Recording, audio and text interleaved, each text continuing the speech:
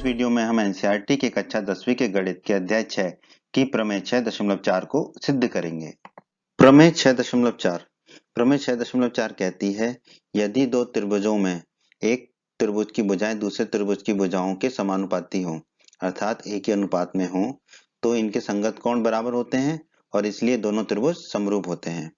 ठीक है, इस कसौटी को दो त्रिभुजों की समरूपता की एस एस एस भुजा भुजा भुजा, एस मतलब होता है साइड, साइड साइड साइड, यानी कि भुजा भुजा भुजा कसौटी भी कहा जाता है। तो दो त्रिभुज ले लिए हमने एबीसी और डीईएफ। ठीक है, हमें दिया गया है कि इन त्रिभुजों की संगत भुजाएं जो है समानुपाती हैं, एक ही अनुपात की हैं। इसका मतलब है कि ए बी बटा डीई जो है वो बराबर होगा बीसी बटा ईएफ के और बराबर होगा एसी बटा डीएफ के। ठीक है, ये हमें दे रखा है। तो हमें सिद्ध क्या करना है, हमें सिद्ध करना है कि इन दोनों त्रिभुजों के संगत कोण बराबर होंगे, यानी कि कोण ए जो है वो बराबर होगा कोण डी के, कोण बी जो है वो बराबर होगा कोण ई के। ठीक है, और कोण सी बराबर होगा कोण एफ के, तो कोण सी बराबर होगा कोण एफ के। ठीक है, और ये सिद्ध करने के बाद हमें सिद्ध करना है कि दोनों त्रिभुज समरूप होंगे, तो त्रिभुज एबीसी समरूप होगा त्रिभुज डीएफ के। ये हमें इस प्रमेय में सिद्ध करना है दोस्तों। उत्पत्ति, आइए इस प्रमेय को सिद्ध करते हैं हम। dp बराबर ab काटिए। ठीक है, एक बिंदु हम p ऐसा लेते हैं कि dp की लंबाई ab की लंबाई के बराबर हो, और dq बराबर ac काटिए।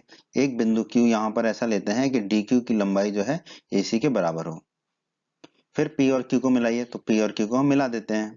ठीक है, अब हमें प्रमेय में दिया गया है कि ab बटा डी। ठीक है, AB और DE किसके बराबर है, AC बटा DF, AC और DF। ठीक है, संगत भुजाओं का अनुपात बराबर है, ये हमें प्रमेय में दिया गया है। ठीक है, अब रचना में हमने क्या निकाला था, DB बराबर AB, DP बराबर AB। ठीक है, DP और AB बराबर है, और क्या की है रचना, DQ बराबर AC, DQ बराबर AC हमने रचना में की है। अब यहाँ पर AB की जगह क्या रख सकते हैं हम, DP, और AC की जगह क्या रख सकते हैं, DQ। तो ऐसा कर लेते हैं, AB की जगह रख देंगे हम DP, तो रख दिया DP बटे में DE है ही, बराबर का चिन्ह लगा दिया। AC की जगह क्या रख देंगे, DQ, तो रख दिया DQ बटे में DF है ही। अब बस इसको उल्टा कर लेंगे, तो DE ऊपर ले जाते हैं, DP को नीचे, तो ये हो गया DE बटा DP। तो दाईं तरफ भी वैसे ही करना पड़ेगा, DF ऊपर जाएगा और DQ नीचे जाएगा। ठीक है, DQ नीचे चला गया। अब दोनों तरफ एक को घटा देते हैं, -1 कर देंगे दोनों तरफ, तो एक ही बात रहेगी। अब बाईं तरफ देखिए, बटे में क्या आएगा, डीपी। ठीक है, तो हमने बटे में डीपी लिख दिया, डी बटा डीपी है तो डी रहेगा, माइनस का चिन्ह लगा दिया। एक था तो डीपी से गुणा हो जाएगा तो डीपी हो गया, बटे में डीपी बराबर, दाईं तरफ बटे में क्या जाएगा, डीक्यू। डीएफ बटे डीक्यू है तो डीएफ ही रहेगा, फिर माइनस का चिन्ह लगा दिया, एक का गुणा किससे हो जाएगा, डीक्यू से, तो डीक्यू लिख दिया। अब ध्यान दीजिए, डी माइनस डीपी, ये डी पूरी भुजाएं है, इसमें से हम डीपी को घटा देंगे तो कितना बचेगा, पी, तो हमने लिख दिया पी, बटे में डीपी है तो डीपी लिख दिया, बराबर का चिन्ह लगा दिया।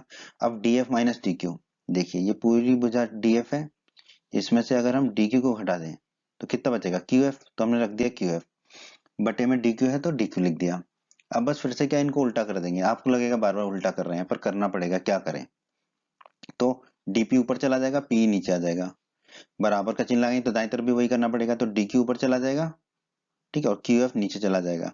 ठीक है, अब दोस्तों प्रमेय 6.2 के वीडियो में हमने पढ़ा था, यदि एक रेखा किसी त्रिभुज की दो भुजाओं को एक ही अनुपात में विभाजित करे तो तीसरी के समांतर होती है। यहाँ पर देखिए जो पी क्यू है ये डी और डी एफ को समान अनुपात में विभाजित कर रही है, यानी कि डीपी बटा पी बराबर क्या आ रहा है, डी क्यू बटा क्यू एफ। इसका मतलब क्या है, पी क्यू और ई एफ समानांतर होंगे, तो हमने लिख दिया पी क्यू समानांतर है ई एफ के, पी क्यू और ई एफ जो है वो दोनों आपस में समानांतर है। पी क्यू और ई एफ समानांतर है, इसलिए कोण P बराबर कोण E होगा, कोण P और कोण E बराबर होंगे, क्यों, क्योंकि ये संगत कोण है। ये संगत कोण क्यों है, क्योंकि पी क्यू और ई एफ समानांतर रेखाएं हैं। ठीक है, और इनको एक तिर्यक रेखा डी काट रही है। इसी प्रकार कोण Q और कोण F बराबर होंगे, क्यों, ठीक है, क्योंकि ये क्या है, संगत कोण है, और ये संगत कोण क्यों है, क्योंकि पी क्यू और ई एफ समानांतर है और इनको एक तिर्यक रेखा डी एफ काट रही है। ठीक है, तो ये कोण बराबर होंगे। अब दोस्तों त्रिभुज डीपीक्यू और त्रिभुज डीएफ में, ठीक है, त्रिभुज डीपीक्यू, ठीक है, ये ऊपर वाला, और त्रिभुज डीएफ ये पूरा बड़ा वाला डीएफ, इन दोनों त्रिभुजों में हम देख लेते हैं कोण डी बराबर कोण डी, कोण डी तो कोण डी के बराबर ही रहेगा, क्यों, क्योंकि ये उभयनिष्ठ कोण है, ठीक है, वही कोण है, और कोण है तो एंगल के लिए हमने लिख दिया ए। ठीक है, अब कोण पी और कोण ई बराबर है, कोण पी और कोण ई बराबर है, क्यों? क्योंकि ऊपर हमने निकाला है संगत कोण है ये। ठीक है, और ये भी कोण है तो एंगल के लिए ए लिख दिया हमने। कोण क्यू और कोण एफ बराबर है, ये दोनों कोण बराबर है, क्यों? क्योंकि ये संगत कोण है, ये हम ऊपर निकाल चुके हैं, और कोण है तो एंगल लिख दिया ए।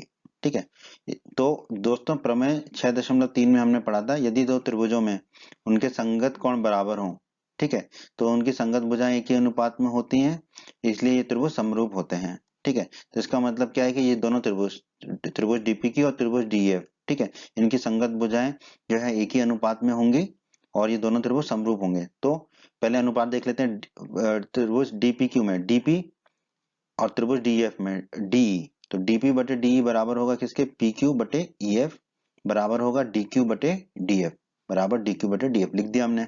और ये दोनों त्रिभुज समरूप होंगे, तो त्रिभुज डीपीक्यू समरूप होगा त्रिभुज डीईएफ के, तो हमने लिख दिया त्रिभुज डीपीक्यू समरूप होगा त्रिभुज डीईएफ के।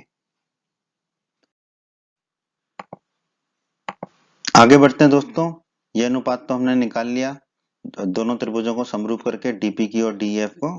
ठीक है, अब दोस्तों रचना हमने की थी डीपी बराबर ए बी, डीपी और ए बी बराबर है, ये रचना से है, और हमने रचना की थी डीक्यू बराबर ए सी। ठीक है, वो लिख लिया।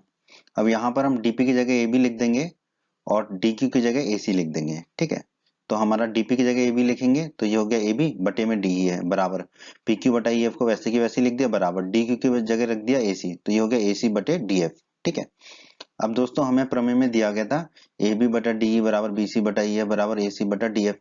ठीक है, ये दोनों त्रिभुज ए बी सी और डी एफ की संगत भुजाएं एक ही अनुपात की थी, ए बी बटा डी दे रखा था बराबर बी सी बटा ई एफ। ठीक है, लिख दिया बराबर ए सी बटा डी एफ, ये लिख दिया हमने। अब आप यहाँ पर देखिए ध्यान से, यहाँ पर ए बी बटा डी किसके बराबर है? पी क्यू बटा ई एफ के, और ए बी बटा डी किसके बराबर है? बी सी बटा ई एफ के। इसका मतलब ये दोनों आपस में बराबर होंगे, तो हम लिख सकते हैं पी क्यू बटे ई एफ, पी क्यू बटे ई एफ किसके बराबर होगा? बी सी बटे ई एफ के, हमने लिख दिया। अब देखो दोनों के बटे में समान चीज है, तो ई एफ से ई एफ कट जाएगा, तो हमें क्या मिलेगा? पी क्यू बराबर बी सी, पी क्यू हमें मिल गया बी सी के बराबर। ठीक है, इसे हम मान लेते हैं समीकरण 1। आगे बढ़ते हैं दोस्तों, त्रिभुज डीपीक्यू, ये वाला छोटा त्रिभुज डीपीक्यू और त्रिभुज एबीसी में। ठीक है, डीपी बराबर एपी, ये रचना से हमने किया था कि जो डीपी की लंबाई है वो उतनी ली थी जितनी एबी की लंबाई है। ठीक है, तो हमने लिख दिया, और ये भुजा है तो एस लिख दिया साइड। फिर पी क्यू बराबर बीसी, ये तो समीकरण 1 से में निकाला था हमने, तो हमने लिख दिया पी क्यू बराबर बीसी। ठीक है, ये भी भुजा है तो एस लिख दिया साइड। अब डी क्यू बराबर ए सी था, इसको हम डी क्यू को क्यू डी लिख देते हैं। ठीक है, और सी ए सी को लिख देते हैं सी ए, एक ही बात है। तो क्यू डी बराबर सी ए, ये भी किससे? रचना से, तो क्यू डी बराबर सी ए। ठीक है, भुजा है तो एस लिख दिया हमने साइड। ठीक है, तो ये हो गया हमारा एस एस एस नियम के द्वारा। क्या होगा हमारा एस एस एस नियम से? ये दोनों त्रिभुज सर्वांगसम होंगे, डीपीक्यू सर्वांगसम होगा एबीसी के। ठीक है, इनका क्रम क्या होगा? सभी भुजाओं का पहला पहला अक्षर पकड़ लीजिए, डी पी क्यू, तो हमने लिख दिया डी पी क्यू सर्वांगसम होगा ए बी सी। ठीक है, पहला पहला अक्षर पकड़ लेंगे, त्रिभुज एबीसी के सर्वांगसम होगा। ठीक है, अब सीपीसीटी के नियम से, मतलब कि सर्वांगसम त्रिभुजों के संगत भाग बराबर होते हैं, कोण डी बराबर होगा कोण ए के, तो हम लिख दिया कोण डी कोण ए के बराबर होगा। फिर कोण पी कोण बी के बराबर होगा। ठीक है, दूसरा वाला दूसरे वाले के बराबर होगा। फिर तीसरा वाला तीसरे के बराबर होगा, यानी कि कोण क्यू बराबर होगा कोण सी के। ठीक है, सीपीसीटी के नियम से। तो दोस्तों सीपीसीटी से तो हमने निकाल लिया कोण डी ए के बराबर है, कोण पी कोण बी के बराबर है, कोण क्यू कोण सी के बराबर है। ठीक है, इसे हम मान लेते हैं समीकरण 2, कोण डी बराबर कोण ए को। और दोस्तों कोण पी कोण ई के बराबर है, ये संगत कोण है दोनों, कोण पी और कोण ई। और कोण क्यू और कोण एफ भी संगत कोण है, ये बराबर है, ये हम निकाल चुके हैं पहले ही। ठीक है, तो आप ध्यान से देखिए, कोण P बराबर है बी के, कोण बी के, और कोण P कोण E के भी बराबर है, तो हम लिख सकते हैं कि कोण E जो है कोण B के बराबर होगा, तो कोण E बराबर कोण B लिख दिया हमने। इसे हमने कह दिया समीकरण 3। अब देखिए कोण Q जो है कोण C के भी बराबर है, और कोण Q कोण F के भी बराबर है, तो कोण F और कोण C आपस में बराबर हो जाएंगे, तो हमने लिख दिया कोण F बराबर कोण C। इसे हम मान लेते हैं समीकरण 4। ठीक है, अब दोस्तों त्रिभुज ABC और त्रिभुज DEF, ये बड़े वाले त्रिभुज में। ठीक है, आप देखिए कोण ए बराबर कोण डी, कोण ए और कोण डी बराबर है, किससे? समीकरण 2 से। तो हमने लिख दिया, और कोण है तो कोण के लिए ए एंगल लिख दिया हमने। कोण बी बराबर कोण ई, ये देखिए समीकरण 3 में कोण बी और कोण ई बराबर है, तो कोण बी बराबर कोण ई, समीकरण 3 से। ये भी कोण है तो एंगल लिख दिया, कोण बी और कोण ई आपस में बराबर है। और कोण सी बराबर कोण एफ, ये समीकरण 4 में है, तो कोण सी बराबर कोण एफ समीकरण 4 से। कोण है तो लिख दिया ए एंगल हमने, ठीक है। कोण सी और कोण एफ आपस में बराबर होंगे, ठीक है। तो आप देखिए त्रिभुज एबीसी और त्रिभुज डीईएफ में संगत कोण बराबर आ गए, कोण ए कोण डी के, कोण बी कोण ई के, और कोण सी कोण एफ के। तो ये भी हमें सिद्ध करना था इस प्रमेय में। तो प्रमेय का पहला भाग हमने सिद्ध कर दिया कि दोनों त्रिभुजों के संगत कोण बराबर हैं।